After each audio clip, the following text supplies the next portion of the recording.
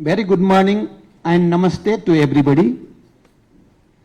Honourable Deputy Prime Minister, Honourable Ministers, Senior Managing Director of the World Bank and Independent Co-Chair, distinguished delegates, participants, ladies and gentlemen. It is an immense honor to host this important IDA21 meeting in Nepal, a country renowned for its natural beauty with enormous development potential and resilience. On behalf of the government of Nepal, I extend heartfelt greeting to all the esteemed IDA deputies, borrower, representative, World Bank management teams and entire IDA family. This gathering is not only a testament to our collective commitment to sustainable development, but also an acknowledgement of the challenges we are facing, particularly by ensuring much needed development finance to the recipient country for the next 3 years.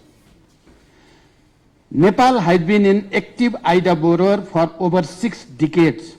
At this point, I want to remind us that we are celebrating 60 years of IDA impact. This did not happen overnight. The impact is because you stayed with us over the course of our journey. During this period, IDA has been a major source of development finance for us and has delivered impact. With this support, Nepal has achieved significant outcomes in infrastructure building and social development in an overall sense. We highly appreciate the World Bank's support in rebuilding our country after the devastating earthquake of 2015. We would like to request you to continue the same moving forward. I agree that we have capacity constraint in a new federal context. Project execution performance is slowing and spending is low.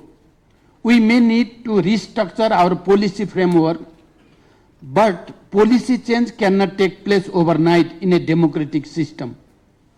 That's why you are here to support us with patience to continue our development aspiration, to increase the speed and impact of IDA and to build a common hope. As our journey is far from complete, we require more resources to sustain and accelerate this process. I am deeply touched by the proposed focus areas of IDA21, which align perfectly with our core priorities: human capital, environmental sustainability, poverty reduction, energy access, connectivity, and digitalization. Additionally, addressing gender, jobs, fragility, and private investment as key guiding areas of our development is crucial. I believe the IDA21 policy package embodies a strategic, streamlined, and outcome-oriented approach to international development designed to maximize the impact of investment and support for client country. Distinguished delegates, for least developed countries like Nepal, concessionality is critical. We are vulnerable to multiple crises, and there is a genuine risk that our hard-won development gains could be reversed. Climate change impacts have further increased our vulnerability. Nepal, despite contributing negligibly to global emissions, is disproportionately affected by the adverse effect of climate change. We are advocating for climate justice to compensate for the loss and damage incurred due to circumstances beyond our control. After having political stability, Nepal is now firmly on the path to economic development, harnessing its untapped potentials. Our strategic location between two of Asia's largest economies, our abundant hydropower resources, thriving tourism and agribusiness sector and our young hard-working population are our key strength. However, we have faced significant challenges, including episodes of devastating earthquake, disaster, global pandemic, and global economic headwinds, which have caused substantial output loss and hindered our progress toward economic prosperity. In order to ensure sustainable and resilient growth, we are adopting our homegrown green, resilient, inclusive development approach, prioritizing 10 key transition sectors and action to be accomplished over the next decade. Nepal's development priority and grid approach aligns with the World Bank Evolution Roadmap and Global Challenge programs. IDA's commitment to strengthening country-driven model will empower countries to take ownership of their development agendas, foster inclusive stakeholder engagement, and build robust institutions and systems. It is important to create a more equitable and resilient global development landscape by provisioning a programmatic and approach that allows implementation flexibility to the recipient countries. Realizing this fact, we wish to closely work with IDA and other stakeholders to streamline this approach in the IDA21 cycle. Distinguished delegates, please allow me to recall that advanced economies reaped substantial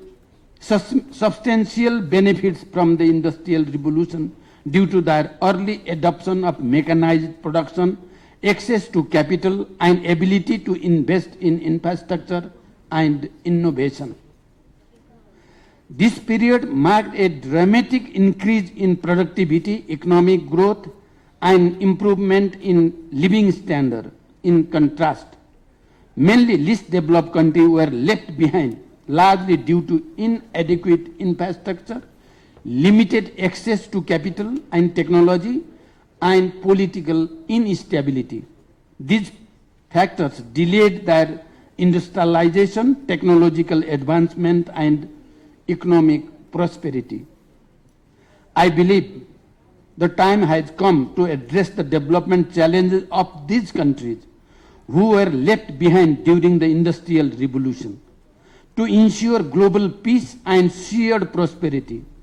By fostering collaboration and providing equitable access to resources, technology, and investment, we can address historical disparities and promote inclusive growth, strengthening international partnership, enhancing capacity building, and supporting sustainable development initiative in those countries will not only uplift this nation, but also contribute to global stability and economic resilience.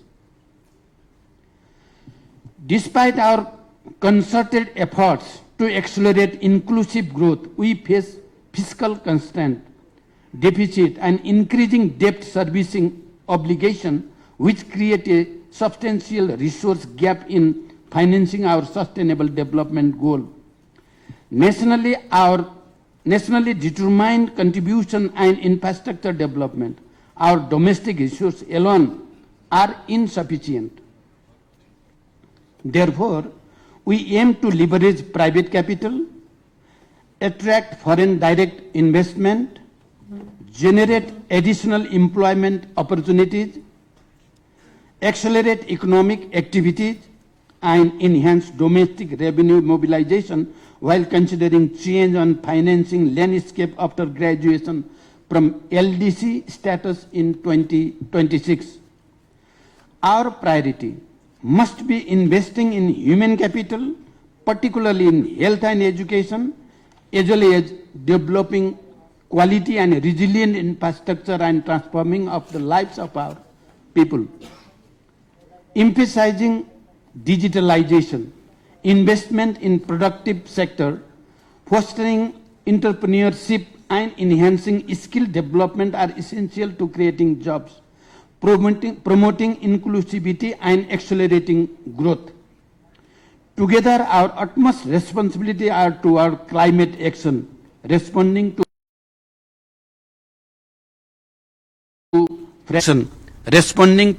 fragility, supporting small states, and ensuring water and food security. I am confident that this August gathering will succeed in building a strong consensus among donors and borrowers on policy priorities and result framework for next 3 years. More importantly, I believe we will agree on the necessity of record high pledging to address the unprecedented crisis of our time. I would like to witness the vast impact of IDA in recipient countries, including Nepal, and to the importance of these resources to help us realize our full potential. Before I conclude, I wish this meeting a grand success and hope you have a pleasant and memorable stay in Nepal. Our beautiful country will surely leave you feeling that one visit is not enough. With the spirit of our culture, Atithi Devo Bhava, you all are well taken care of. The government of Nepal is committed to providing all necessary support to ensure the success of this important event. Finally, I would like to express my sincere gratitude to the World Bank Group management and the IDA family for their trust in Nepal and long-standing cooperation in our development in New Year. Thank you very much for your attention. And thank you very much, the Right Honourable Prime